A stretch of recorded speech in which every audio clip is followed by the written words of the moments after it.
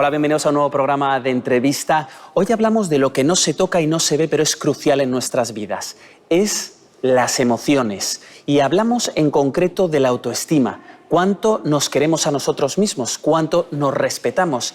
Y para hablar de todo esto, tenemos con nosotros a una eminencia, un cirujano, divulgador científico y escritor. Él es Mario Alonso Puig. Muy buenas. Hola. ¿Cómo está? Yo muy bien, muchas gracias. Nos han enseñado sobre todo a querer a los otros en muchas ocasiones, ¿no? El enfoque de la educación, pero no tanto en querernos a nosotros mismos. Verás, yo creo que nadie puede querer a los demás más de lo que se quiere a sí mismo. O dicho de otra forma, nadie se puede querer a sí mismo más de lo que quiere a los demás. Somos como vasos comunicantes. Entonces, cuando una persona se quiere de verdad a sí misma, inevitablemente quiere a los demás. Cuando una persona quiere de verdad a los demás, es decir, no les ve como un simple medio para conseguir cosas, sino que ve que son un fin en sí mismos, entonces una persona empieza a quererse más. El gran error que cometemos es el vernos separados, donde lo distinto se convierte en distante. Y eso es un error por el que pagamos un precio impresionante. ¿Y cuánto afecta al cerebro, a nuestra vida, esa falta de amor de uno mismo? Bueno, el amor ha sido muy estudiado desde el punto de vista científico y la verdad es que es absolutamente apasionante. Voy a poner dos ejemplos, uno a nivel del cerebro y otro a nivel del material genético, ¿no? Para que veamos lo grande y lo pequeñito, ¿no? La máxima autoridad hoy en día en los estudios que de alguna manera exploran el impacto del amor en el cerebro es el profesor Richard Davidson, que es el director del Instituto Weizmann, que está en Madison, Wisconsin, y está considerado el número uno, es el pionero a nivel mundial.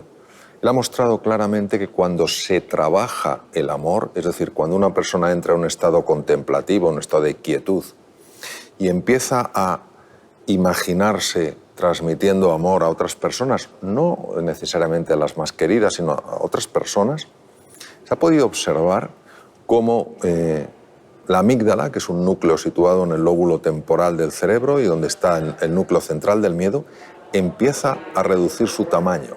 O sea, imaginemos lo que es vivir con menos miedo. La mayor parte de los miedos son miedos mentales. Entonces, verdaderamente, el antagonista del amor no ha sido jamás el odio, es el miedo. Es el miedo a amar, el miedo a ser amado. Y a nivel cromosómico, a nivel genético, podemos hablar de la doctora Elizabeth Blackburn, ganadora del premio Nobel con otros científicos en el 2009, premio Nobel de Medicina, que demostró que el amor, la conexión entre las personas, la empatía, la cercanía, la compasión, es capaz de alargar unas estructuras en los extremos de los cromosomas llamados telómeros, que son fundamentales para que la célula se pueda seguir replicando, debido a que aumenta las cifras de una enzima llamada telomerasa, que es la encargada de reparar el telómero cuando se va desgastando a medida que las células se dividen. Entonces, yo creo que es importantísimo poner en valor la verdadera naturaleza del amor. El amor no es algo azucarado, blandito, que uno puede decir, bueno, si tengo tiempo, yo amaré. El amor es algo que tiene unas consecuencias muy importantes. ¿Qué ocurre con una persona que no tiene autoestima? Que no para de sufrir. Una persona que no se estima no puede estimar realmente a los demás. Una persona que no se estima vive permanentemente en la desconfianza, en la duda, en la confusión. Una persona que no se estima ni siquiera se conoce, porque es imposible conocer la grandeza que hay en un ser humano y no estimarla en alguna medida, ¿no? Por eso la autoestima es como la piedra angular en la vida de una persona, porque si no sientes hacia ti un cierto cariño, un cierto aprecio, una cierta valoración, tampoco te consideras digno de ser feliz. Por tanto, cuando empieces a notar momentos de felicidad, aunque te vengan de fuera, por yo que sé, que te toca la lotería o así, o alguien se acerca con la intención de crear un vínculo afectivo, tú mismo puedes rechazar esa posibilidad de ser feliz sencillamente porque consideras que no tienes derecho a ello. Y yo creo que todo ser humano tiene derecho a ser feliz. ¿Cómo se cultiva esa autoestima? Lo primero que tenemos que entender es que somos espejos frente a espejos. Y la autoestima se va haciendo generalmente en los primeros 6 años de vida, observando la reacción de los demás hacia nosotros. Es decir, nosotros aprendemos sobre el amor en base a cómo nos sentimos amados. Hay personas que han tenido la fortuna de sentirse amadas desde pequeñitas, han notado pues, que había ese cuidado, esa caricia, esa ternura, esa cercanía, y hay otras que lamentablemente han experimentado justo lo contrario, han sido tratados peor que muebles, ¿no? Lo importante es saber que esto es una situación, pero no es un veredicto. Es decir, hay personas que creen que lo que ha sido dañado en los primeros 6 años de edad de un ser humano no puede ser transformado. Y no es así. Por ejemplo, hay experimentos impresionantes en macacos. El macaco es un mono muy utilizado en la experimentación, donde se les ha extraído del núcleo familiar apenas habían nacido y han sido criados fuera de un entorno amigable, de un entorno amable, ¿no? Entonces estos macacos, cuando se fueron haciendo más mayores, desarrollaron 3 características muy sorprendentes. La primera es que estaban constantemente enfermos, fundamentalmente por infecciones, que requerían tratamientos de todo tipo, antibióticos, etc. La segunda es que eran unos monos que parecía que eran incapaces de aprender, o sea, se les enseñaba caminos por laberinto y nunca se acordaban, siempre se equivocaban, es decir, mostraban una inteligencia netamente inferior a la de otros macacos que habían sido criados con sus familias. Y en tercer lugar, eran macacos muy poco sociables. Sorprendió tanto esta conducta que les sacaron sangre para ver si podían dar un origen en esto. Y observaron algo muy notable. El genoma del macaco se conoce, por supuesto, antes que el genoma humano, y sí se sabe que hay 3 tipos de genes que influyen en 3 cosas distintas. Una, la inteligencia del macaco y la capacidad de aprender, otra, la conducta social, y otra, el sistema inmune, que es precisamente el que tiene que defender a ese mono de las infecciones. Y curiosamente, los 3 genes más importantes en eso estaban bloqueados. Se bloquea por grupos metilo, grupos CH3, en un mecanismo que se llama epigenético. Es decir, de alguna manera la falta de amor había generado en estos macacos la no expresión de 3 genes que tenían funciones tan importantes como la inteligencia, la conducta social y la defensa frente a las infecciones. Y se plantearon si habría posibilidad de revertir esto. Entonces buscaron una pareja de monos adultos, macho y hembra, de estos que son los típicos buenazos, como si buscáramos 2 personas mayores que dicen que son las personas más maravillosas del mundo mundial, ¿no? Y entonces les pusieron con estos a interactuar con estos macacos. Y claro, al principio los macacos eran más grandes que ellos y un poco le intimidaban, pero intentaban hacer faenas, y estos respondían de una manera completamente bondadosa en ese contexto de laboratorio. Lo curioso es que observaron cómo esas conductas se revertían, es decir, estos monos se iban haciendo más sociables, estos monos empezaban a dejar de tener infecciones y recuperaban su capacidad de aprender. Les volvieron a sacar sangre y observaron esos genes, se habían desbloqueado, ya no tenían los grupos metilo. Es decir, no cabe duda que el amor es capaz de activar la expresión de genes tan importantes como aquellos que están relacionados con la inteligencia, con el sistema de defensa y con la conducta social. Entonces, las personas que no han tenido esa experiencia, no por ello tienen que considerar que su pasado va a determinar su futuro. Ahora, sí es muy importante, de alguna manera, que si ellos no han recibido ese amor, empiecen a aprender a cómo darlo. Y en ese proceso de aprender a cómo darlo a los demás, aunque al principio parezca artificial, precisamente porque somos vasos comunicantes, cuando tú hacia otro ser humano le transmites ternura, cercanía, amabilidad, empatía, compasión y capacidad de perdón, lo estás haciendo contigo mismo. ¿Por qué en la educación no se da importancia a las emociones o no se da la importancia que personas como usted, ¿no?, recalcan y resaltan? Hay una palabra que viene del griego y que creo que juega un papel importantísimo en la contestación a esa pregunta. Es la palabra paradigma.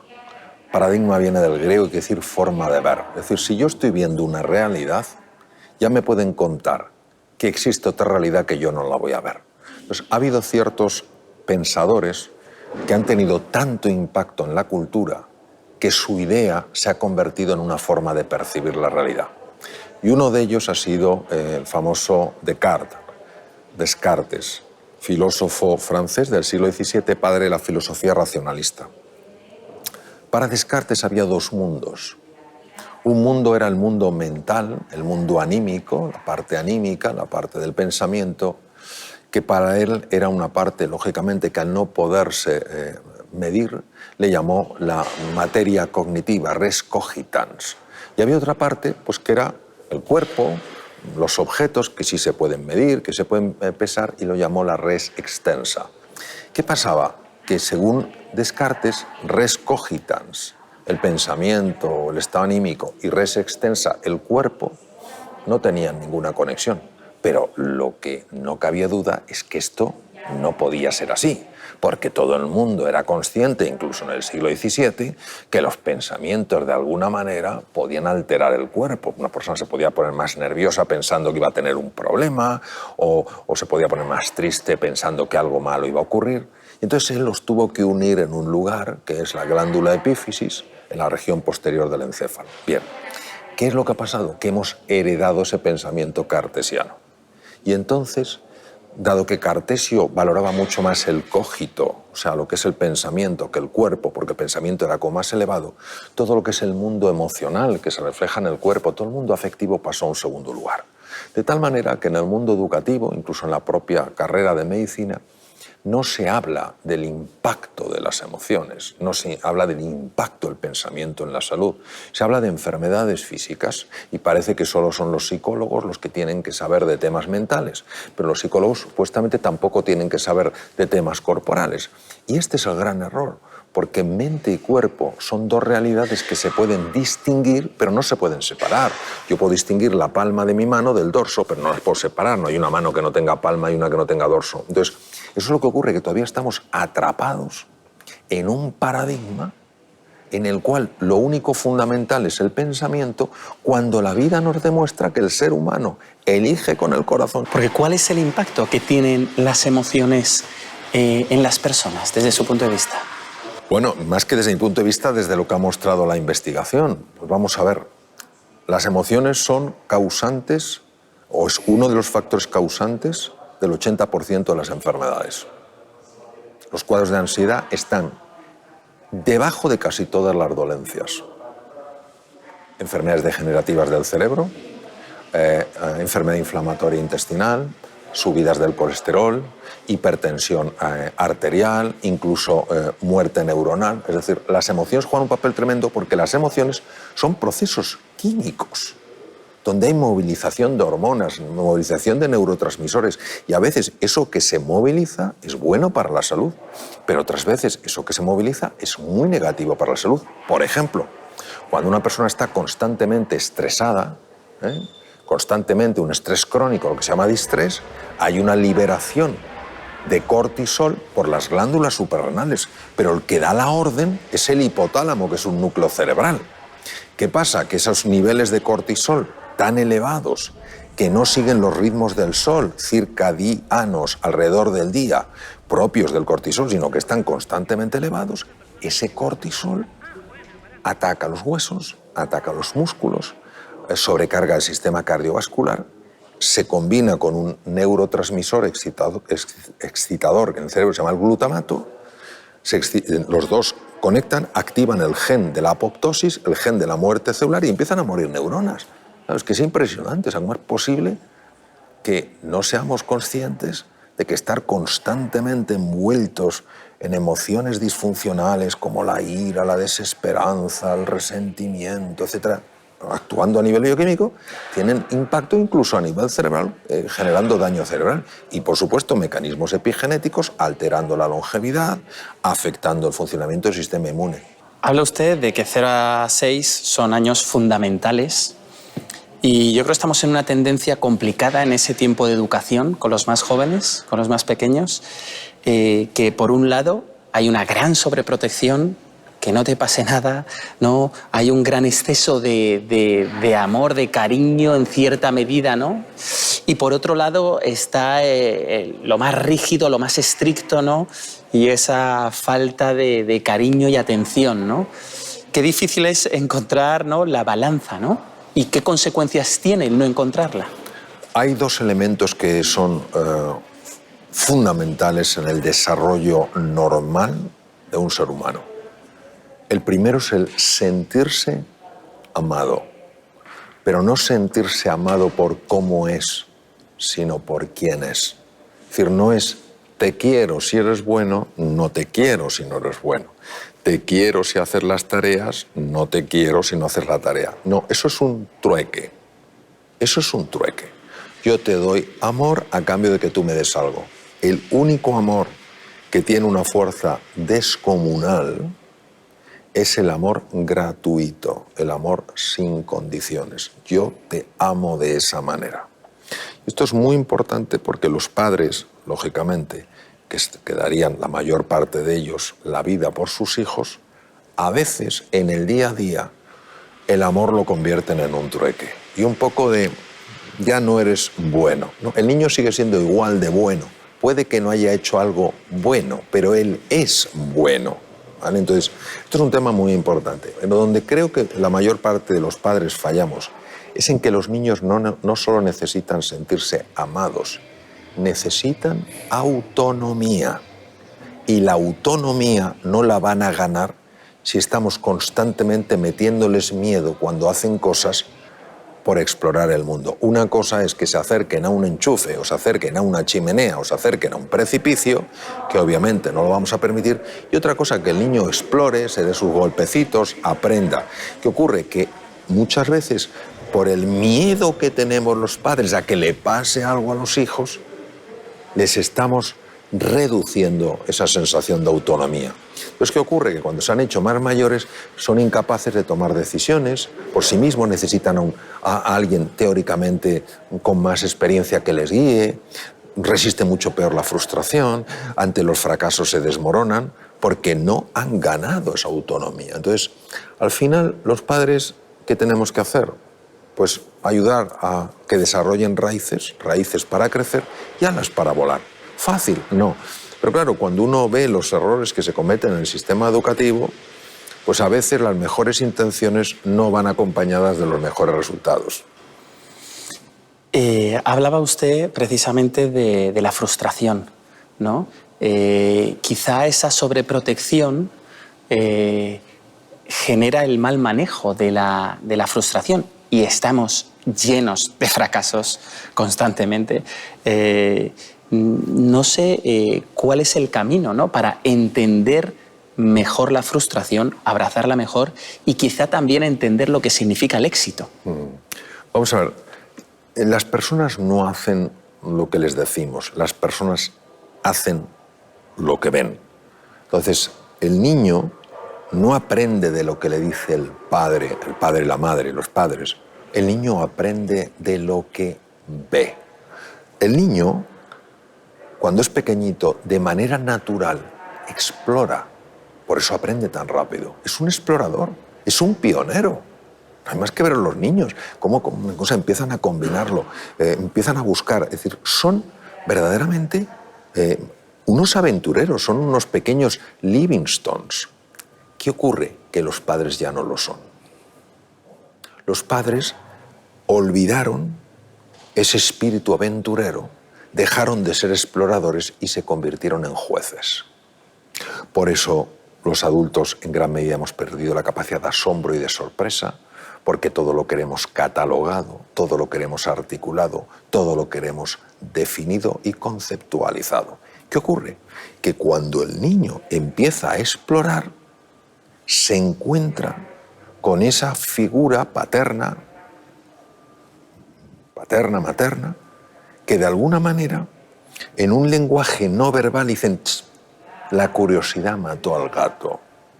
Más vale pájaro en mano que ciento volando.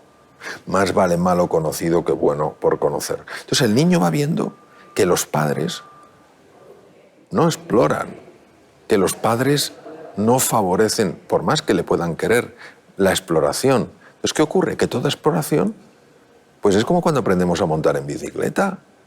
Te caes, pero no te quedas en el suelo lo mejor lloras un poquito, pues te has hecho un poco de daño, te vuelves a subir a la bicicleta y llega un momento en que te quitan los ruedines y sabes montar en bicicleta.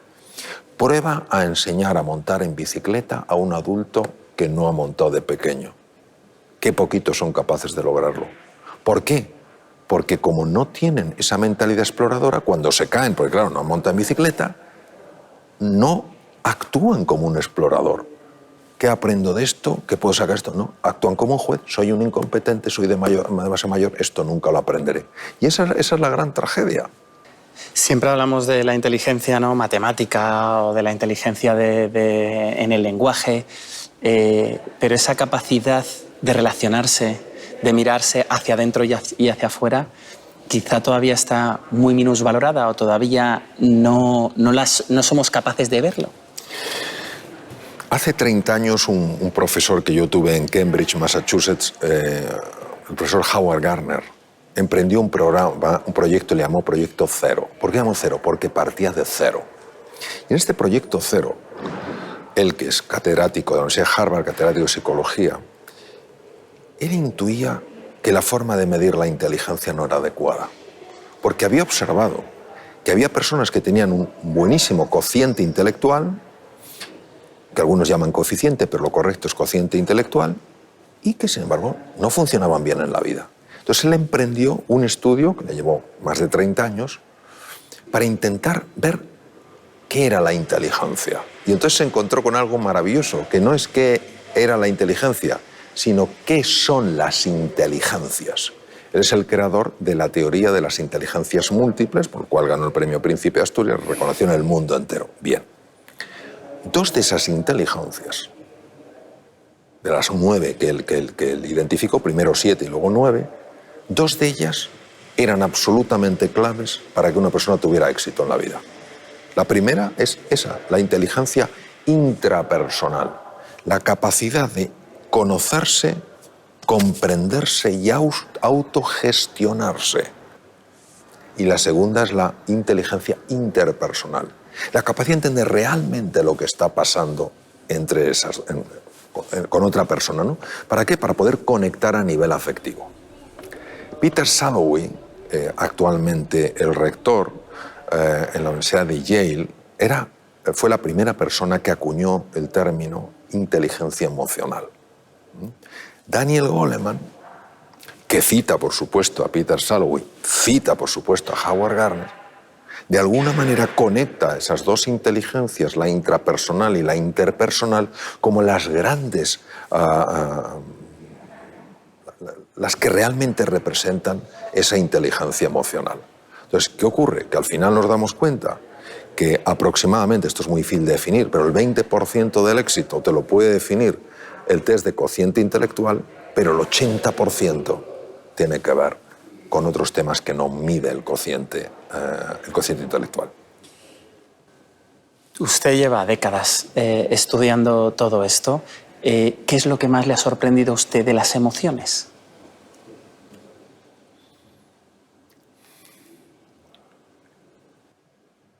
Lo que más me ha sorprendido de las emociones es cómo no nos hemos dado cuenta hasta ahora que somos nosotros los que las fabricamos. Es decir, la mayor parte de las veces pensamos que las emociones son reacciones naturales frente a algo que me pasa. El gran descubrimiento es caer en la cuenta de que la emoción es una creación que yo hago en base a la interpretación que estoy haciendo de lo que me sucede. Hace años una persona que yo conozco en los Estados Unidos, en un programa que estaba haciendo, en un taller, pidió 2 voluntarios, se levantaron 2 personas. Y una de ellas le dijo, ¿usted qué necesita para sentirse profundamente feliz? O sea, ¿qué necesitaría? Y el tío dijo directamente, que me toque $1 millón. Y toda la cara se le llenó de tacuá. Y al otro le preguntó, oiga, ¿y usted qué necesita para ser feliz? ¿Yo?